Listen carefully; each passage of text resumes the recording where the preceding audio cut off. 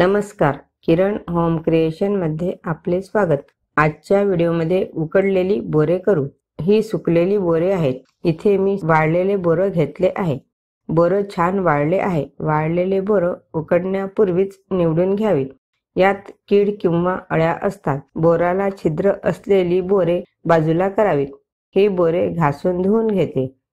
उन्हात कॉटन पिशवीमध्ये ठेवून बोर वाळत घातली। टोपलीमध्ये किंवा यूज अँड थ्रो पिशवीमध्ये ठेवूनही बोरं वाळत घालू शकता। परत एकदा पाणी घालून धुवून घेते। छान मोठी मोठी बोरे घ्यावीत।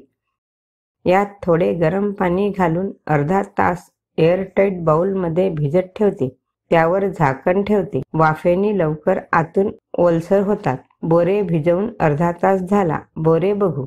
छान टपोरे ताज्या बोरासारखे बोरे दिसतात। बोरे टोपलीमध्ये काढून घेते। जरा वेळ बाजूला ठेवते।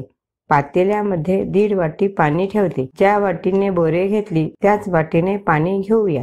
पाण्याला उकळी आली। यात बोरे घालूया।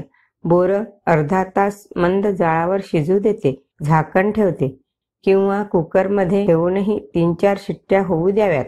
अर्ध्या तासांनी बघू। झाकण काढते। बोर उकळून राहिले। टपोरे बोर दिसतात। आतून ओलसर झाले। यात अर्धी वाटी गूळ घालते। मिक्स करते। जर बोर गोड असतील तर गूळ कमी घालावा। बोरांना मंद जाळावर उकळी आल्यानंतरच गूळ घालावा। यात पाव चमचा मीठ घालते। पाव चमचा सेंधव मीठ, पाव चमचा तिखट, चिमूटभर मिरेपूड। जर मिरेपूड घालत नसाल तर तिखट थोडे जास्ती घालावे। बोर शिजून राहिले। रस्सा जास्ती घट्ट हवा असेल तर रस्सा आटवावा। बोरांचा रस्सा पातळच ठेवूया।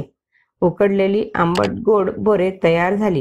उकडलेली बोरे म्हटली की लहानपणी शाळेजवळील बोरांची आठवण येते। ही बोरं उन्हाळ्यात बाहेर जाण्यापूर्वी खाल्ली की ऊन लागत नाही। आंबट गोड बोरांची चव काही न्यारीच वाटते।